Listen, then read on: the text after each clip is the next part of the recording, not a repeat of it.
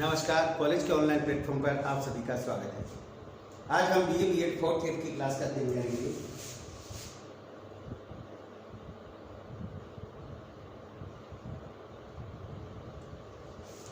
करेंगे। और आज अपने अध्ययन का जो टॉपिक है शीत युद्ध का अंत, जो इससे पिछली वाली क्लास में भी था।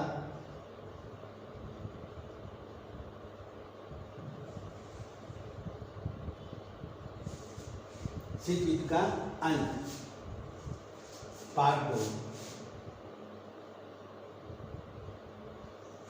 भी कह सकते हैं।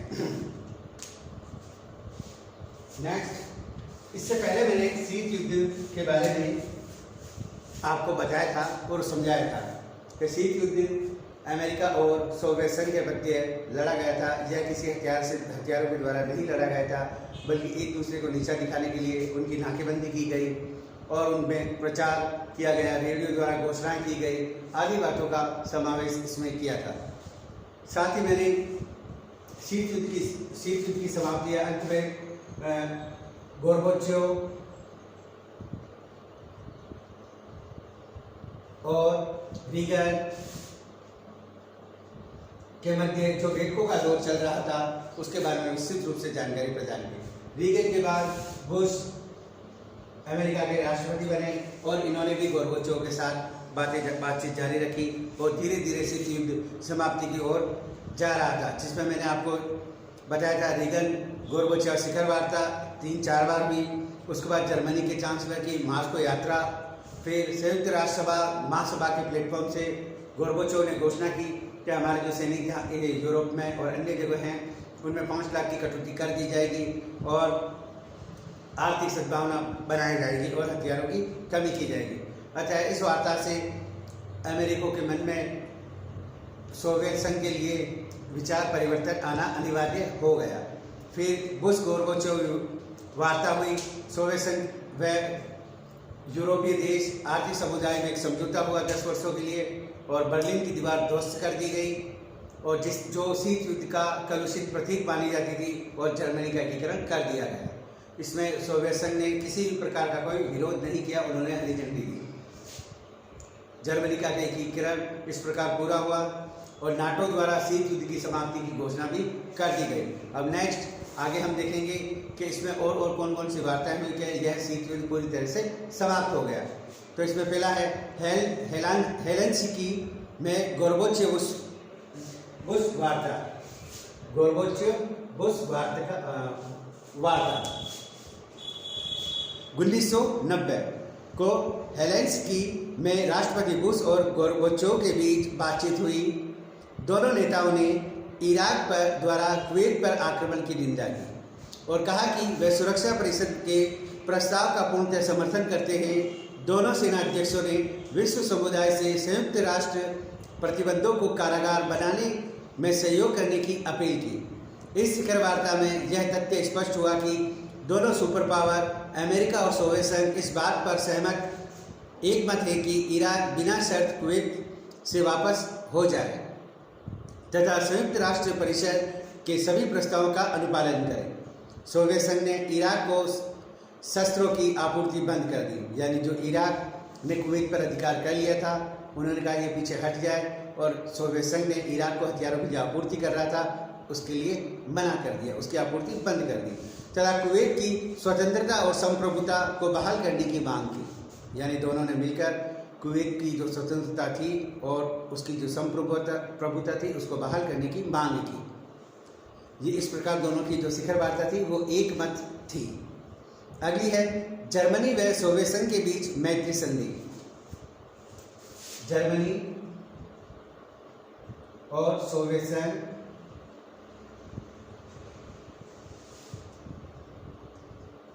के मध्य संधि।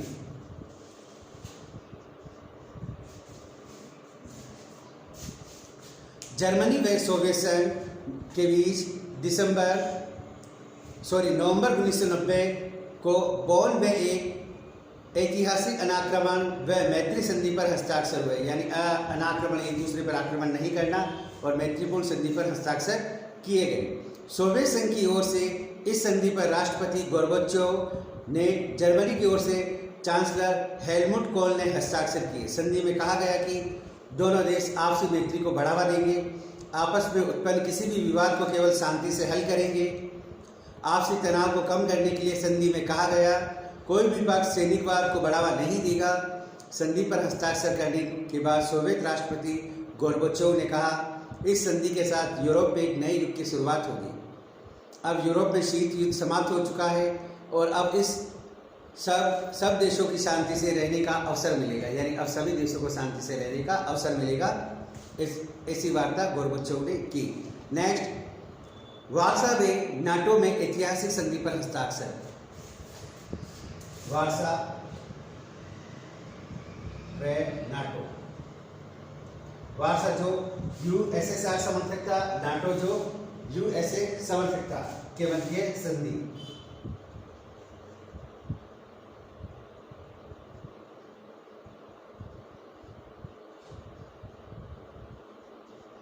के मध्य संधि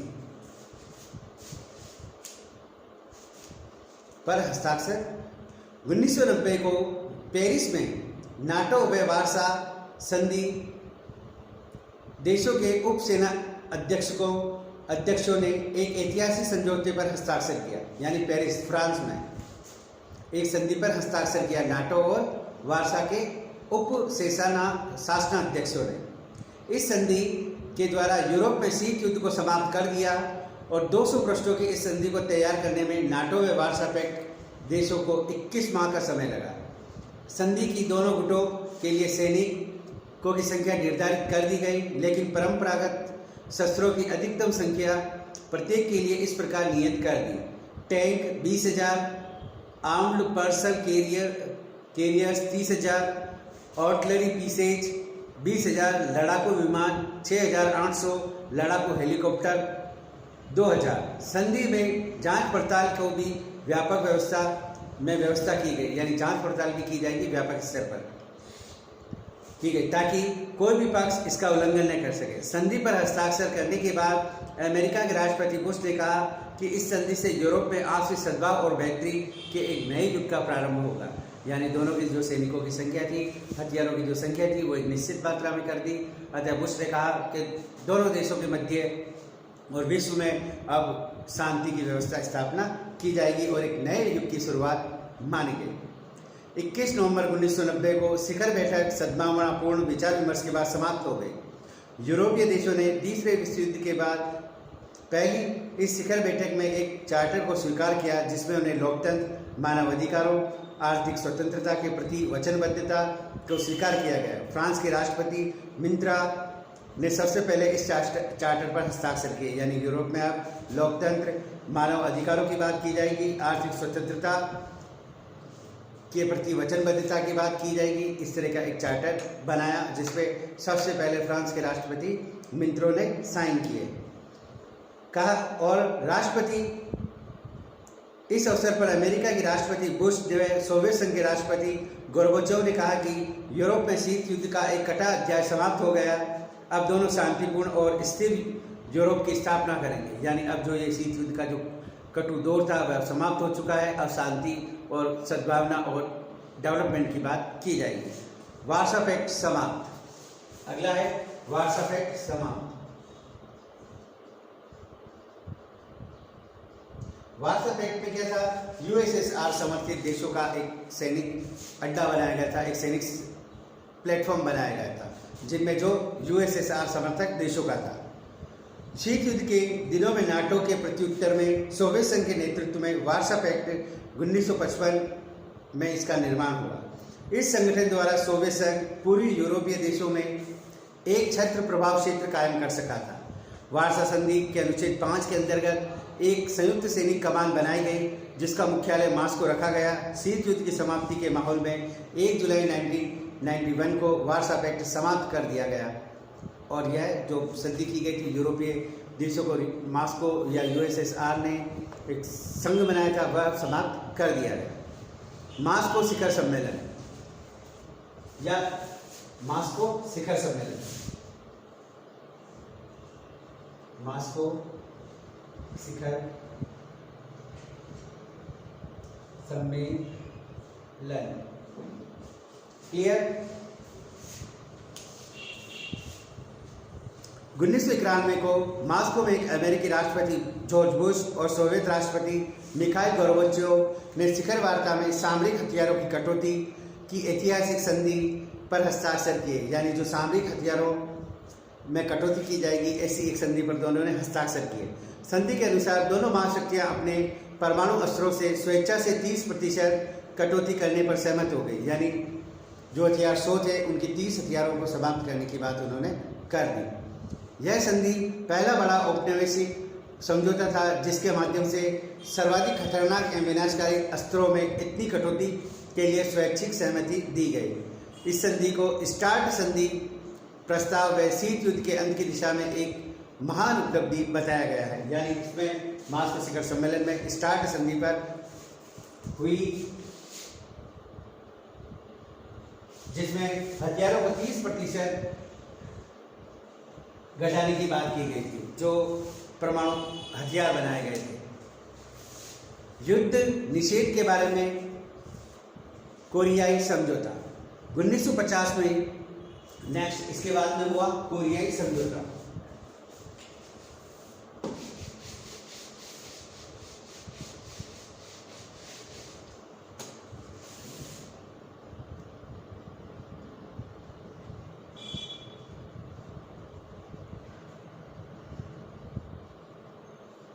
कोरियाई समझौता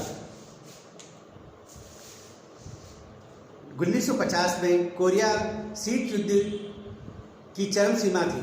कोरिया समस्या के दिनों में संयुक्त राष्ट्र संघ शीत युद्ध को अखाड़ा बन गया था, किंतु 1991 को 45 वर्ष पुराने प्रतिद्वंदी उत्तरी और दक्षिणी कोरिया ने सुलह सफाई और शांतिपूर्ण सहअस्तित्व और कोरियाई युद्ध की पूर्ण समाप्ति के बारे में एक ऐतिहासिक समझौते पर हस्ताक्षर किया।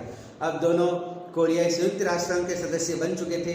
आशा है कि दोनों कोरियाई राजनीतिक एकीकरण की दिशा में भी शीघ्र ही आगे बढ़ेंगे।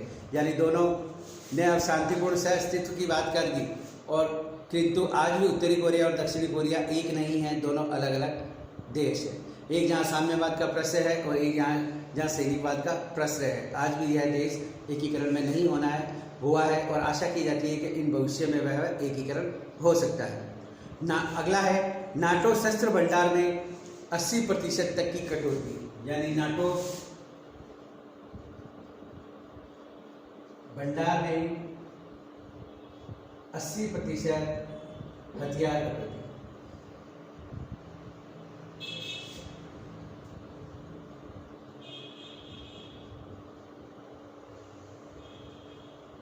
कटौती। क्लियर? 1991 में नाटो सदस्य देश यूरोप में अपने परमाणु हथियारों के भंडार में 80% तक कटौती करने में सहमत हो गया। नाटो के 42 वर्षों के इतिहास में यह अब तक का सबसे बड़ा हथियार कटौती था। इस निर्णय के अंतर्गत पश्चिमी यूरोप में 2000 कम दूरी के प्रक्षेपास्त्र और तोपें तथा 700 ग्रेविटी बम हटाने की बात की गई। उल्लेखनीय है कि 1950 के दशक में नाटो देशों ने शस्त्रों का अभाव का जमाव करना प्रारंभ किया था, जो बढ़ता ही गया। नाटो के पास परमाणु अस्त्रों की विशाल जखीरा है, जबकि अब खास तौर से वार्सा पैक्ट के भंग होने के बाद कोई आवश्यकता नहीं रही। यानी नाटो ने भी जब वार्सा पैक्ट समाप्त हो गया 1991 में, तो उन्होंने यही कहा कि 80% हथियार उन्होंने भी समाप्त करने की घोषणा कर दी। हालांकि नाटो का ही समापन होना चाहिए, किंतु उन्होंने अपने हथियारों में 80% तक की कमी कर दी। यह एक बड़ा ऐतिहासिक फैसला था। अगला है अफगान समझौता।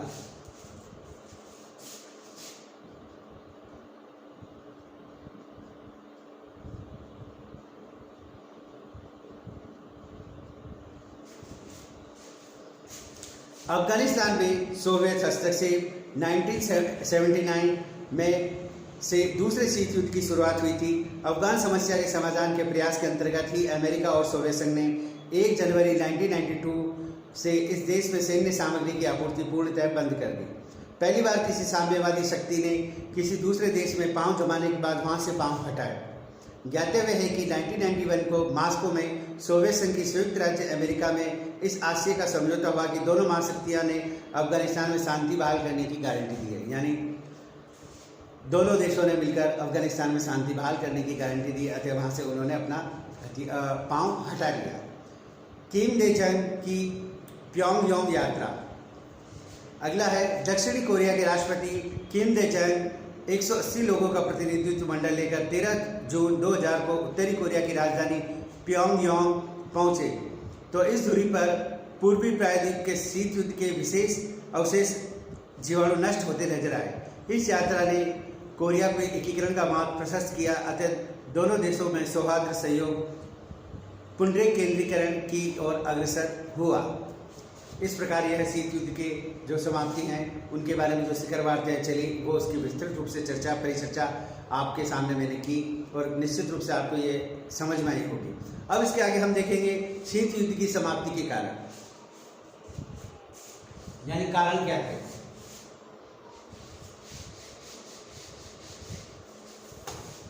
शीत युद्ध की समाप्ति के कारण। शीत युद्ध के बाद दूसरा शीत युद्ध अपने परवान पर था। फिर कदम 7 वर्ष 1985 से 91 में दूसरे शीत युद्ध का परवान उतरकर शीत युद्ध की विदाई कैसे हुई और क्यों परिणित हो गया, इसके निम्नलिखित कारण हैं जो आपके सामने है। पहला, मिखाइल गोर्बाचेव का व्यक्तित्व एवं नीतियां। पहली, इसका क्या कारण था?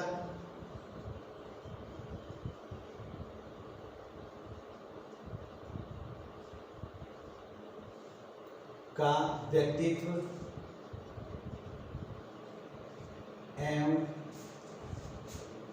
नीतियां। मतलब शीत युद्ध की समाप्ति का पहला प्रमुख कारण था गोर्बाचेव का व्यक्तित्व और उसकी नीतियां।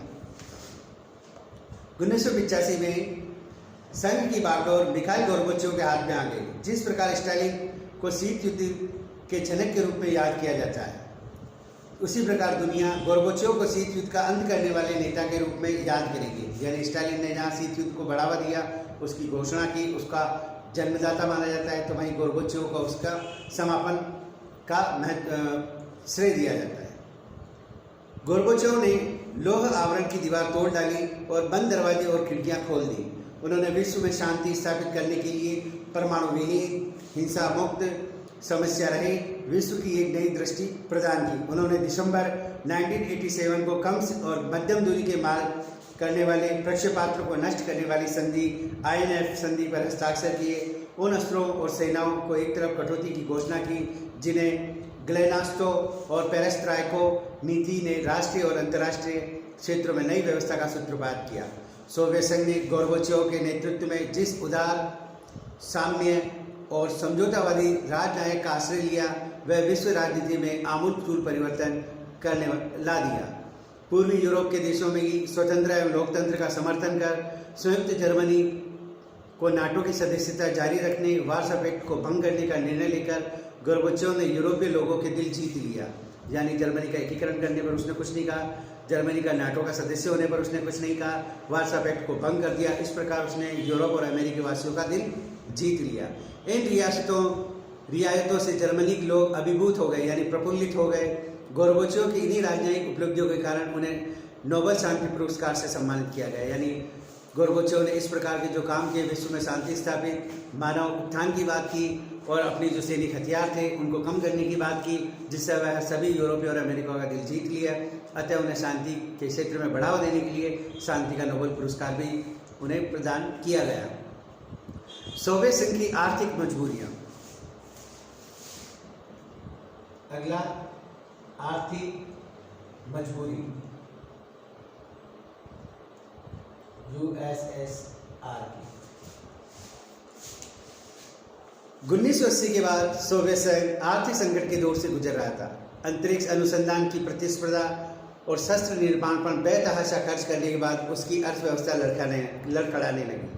अब उसमें सामर्थ्य नहीं था कि वह पश्चिमी देशों से शीत युद्ध में की प्रतिस्पर्धा कर सके, क्योंकि पहली बात ये थी कि अंतरिक्ष अनुसंधान पर बहुत पैसा खर्च किया जा रहा था, सैनिक उत्पादों पर, सैनिक शक्ति पर बढ़ाने में बहुत पैसा खर्च किया जा रहा था, जिससे उसकी जो वित्तीय व्यवस्था थी, आर्थिक व्यवस्था थी, वह डगमगा गई। अब उस पर इतनी हिम्मत नहीं थी कि वह पश्चिमी देशों से शीत युद्ध कर सके। गोर्बाचोव ने 2 टूक शब्दों में सोवियत अर्थव्यवस्था की दुर्दशा का वर्णन किया। लिखा, स्थिति का विश्लेषण करने पर हमें यह पता चला कि आर्थिक प्रगति मंद होती जा रही है। यानी गोर्बाचोव ने घोषणा की स्पष्ट रूप से क्या आर्थिक प्रगति मंद होती जा रही है। पिछले 15 वर्षों में राष्ट्र की आय की वृद्धि दर से भी अधिक घट गई है। यानी आय में जहाँ वृद्धि होनी चाहिए वो ज़्यादा से ज़्यादा घट गई है। 1980 के दशक से प्रारंभ तक यह घटकर आर्थिक गतिरोध के निकटवर्ती स्तर पर पहुंच गई थी, जो कि कभी विश्व के उन्नत देशों की बराबरी के निकट पहुंच गया था। यानी जो एक बार टॉप लेवल पर थी वह बॉटम लेवल पर आ रही है। वह निरंतर एक के बाद दूसरे स्तर गंवाने लगा और वह टॉप से नीचे धीरे धीरे एक स्तर से नीचे स्तर पर आने लगा। गोर्बाचोव के अनुसार 1970 से 1985 की अवधि में वृद्धि दर 10% घट गई। यंत्रों और साज सामान के निर्यात का अंश निरंतर घट गया। 1970 में 22% से घटता हुआ 1985 में 14% से भी कम रह गया। कृषि उत्पादन भी चौपट हो गया। नवीनतम वैज्ञानिक कार्य पद्धतियों को अपनाने वाले सोवियत संघ का खेत प्रति हेक्टेयर केवल 15 क्विंटल गेहूं या 2-3 मैट्रिक टन अंगूर उत्पादन कर रहा था, जो भारतीय उत्पादन का 1/3 भी नहीं था। यानी भारत उससे ज़्यादा उत्पादन कर रहा था उस समय। उत्पादकता क्षेत्र में प्रौद्योगिकी गति मंद होने के कारण सोवियत संघ के जीवन स्तर बहुत घटिया था।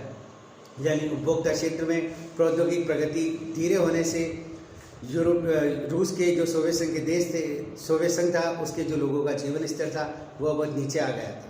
कोयला खान श्रमिकों की हड़ताल, यानी कोयला खान के जो श्रमिक थे उन्होंने भी हड़ताल कर दी। आर्थिक स्थिति और जटिल हो गई, जिससे आर्थिक समस्याओं को और बढ़ावा मिला। 1991 की हड़ताल में 580 कोयले की खानों में से 200 प्रभावित हुई। यानी आधी से थोड़ी कम ये कोयलों की खानें प्रभावित हुई।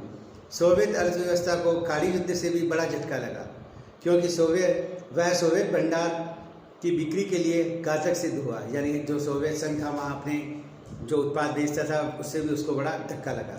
संक्षेप में सोवियत संघ जैसी महाशक्ति आर्थिक संकट की कगार पर थी। 1988 में आर्थिक वृद्धि दर 4.4% थी, निर्यात 2% घट गया, आयात 6.5% तक बढ़ गया, तो नुकसान होना ही है। जिस देश में उत्पादन दक्षता और लोगों के जीवन स्तर में वृद्धि रुक गई, यानी लोगों की जो उत्पादन क्षमता है और उनकी जो जीवन वृद्धि दर है वह भी रुक गई। उपभोक्ता वस्तुओं के लिए लंबी लंबी पंक्तियां लगती हो और उपभोक्ताओं को उपयोग की वस्तुएं खरीदने के लिए लंबी लंबी लाइनें लगानी पड़ रही थी। यानी वस्तु सुलभ मात्रा में उपलब्ध नहीं हो रही थी। शीत युद्ध की समाप्ति में ही अपने राष्ट्रीय हित समझने लगा। अतः गोर्बाचोव ने शीत युद्ध को समाप्त करना ही अपना राष्ट्रीय हित समझा। सोवियत संघ की कम्युनिस्ट पार्टी के 28वें शिखर सम्मेलन में तात्कालिक सोवियत विदेश मंत्री शेवरनोत्जे ने रहस्य उद्घाटन किया कि पश्चिमी के साथ वैचारिक संघर्ष में सोवियत संघ को 7 अरब रूबल तो सैनिक उपायों में ही व्यय करने पड़े। यानी 7 अरब रूबल, बहुत ज़्यादा पैसा बर्बाद करना पड़ा, जबकि राजनीतिक समतुल्यता रखने वाले के लिए आवश्यकता इससे भी अधिक थी। दूसरी ओर चीन के साथ लगे हुए झमेले में 2 अरब रूबल का व्यय हुआ। अफगानिस्तान में उलझने पर लागत आई प्राणहीन तथा अतिरिक्त 60 अरब रूबल। इस प्रकार यह पैसा अनाप शनाप इनमें किया गया, जो एक महत्वपूर्ण बात थी। इस रहस्य का उद्घाटन किया गया शेवरनोत्जे के द्वारा, जो वहाँ के विदेश मंत्री थे। सोवियत संघ का बिखराव। अब इसके बाद क्या, जो सोवियत समर्थक देशों का जो समूह बना था उसमें भी अब बिखराव आने लगा। 1990-91 में सोवियत संघ में उथल पुथल के वर्ष रहे।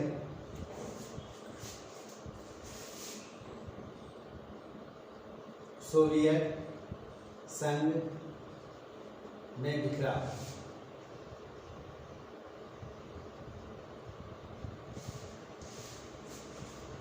उन्नीस 1990 और 91 सोवियत संघ के लिए उथल पुथल के वर्ष रहे।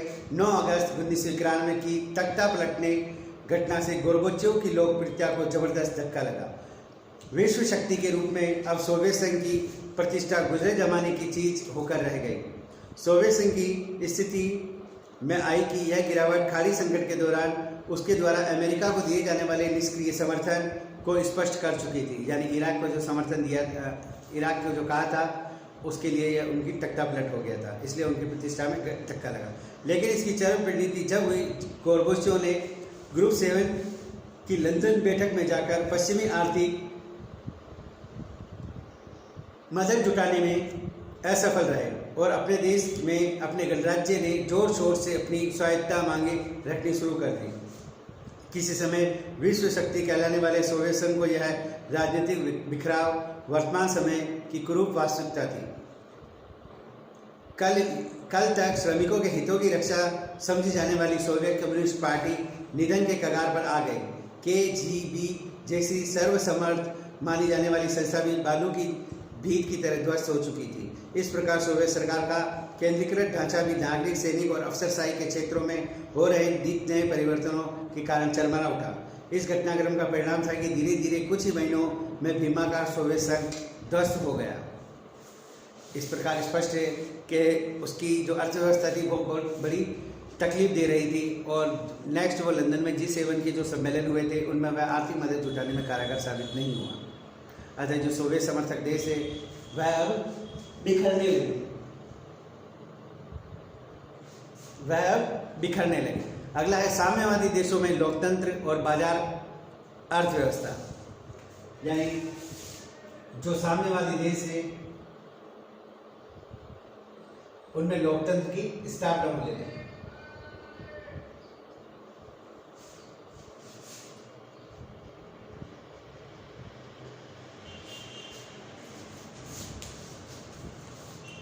शीत युद्ध एक वैचारिक संघर्ष था।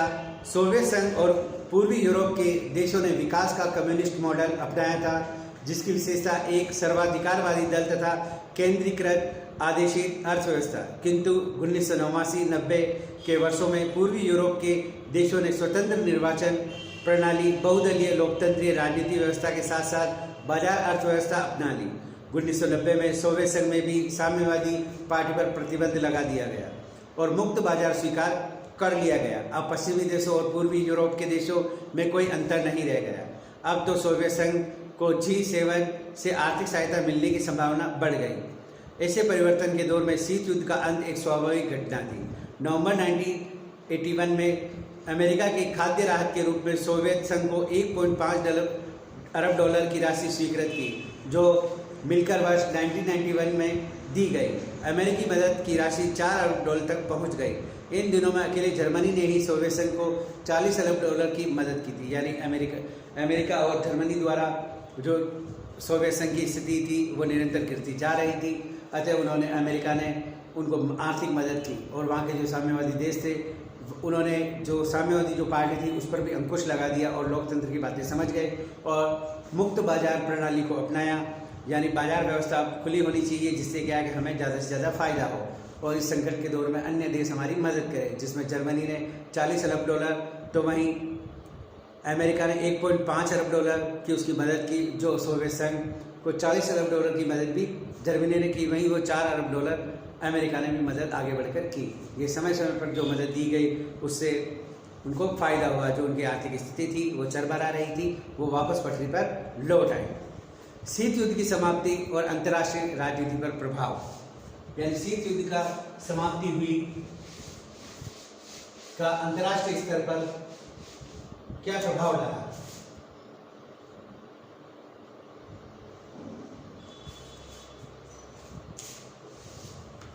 शीत युद्ध की समाप्ति के वर्षों में 1985 से 91 में अंतर्राष्ट्रीय राजनीति के तनाव केंद्रों में कमी आ गई और कतिपय संकटपूर्ण समस्याओं का हल खोजना आसान हुआ। यानी शीत युद्ध की समाप्ति से अंतर्राष्ट्रीय स्तर पर जो समस्याएं आई हुई उनको बैठकर अब उनका शांति से हल खोजा जाने लगा। ईरान इराक युद्ध समाप्ति 1988, अफगान समस्या समाधान 1988, नामीबिया की स्वतंत्रता 1988, कुवैत को मुक्त करना 1991, संयुक्त राज्य अमेरिका और सोवियत संघ ने मिलकर कार्य किया। संयुक्त राष्ट्र संघ को प्रभावी भूमिका अदा कर सका, यानी यूएनओ भी अपनी प्रभावी भूमिका अदा कर सका। खाड़ी संकट के दिनों में राष्ट्रपति बुश और गोर्बाचोव में गजब की सहमति दिखी। यानी खाड़ी में जब युद्ध छिड़ा तो गोर्बाचोव और बुश में जबरदस्त एक बोलते ना सहमति दिखी, गजब की आपस में एक ट्यूनिंग दिखी। पश्चिमी एशिया से शांति वार्ता का माहौल तैयार करने में सोवियत संघ ने अमेरिका को पूर्ण सहयोग दिया। यानी अमेरिका ने भी सोवियत संघ के देशों को शांति वार्ता करने में अपना पूर्ण सहयोग दिया।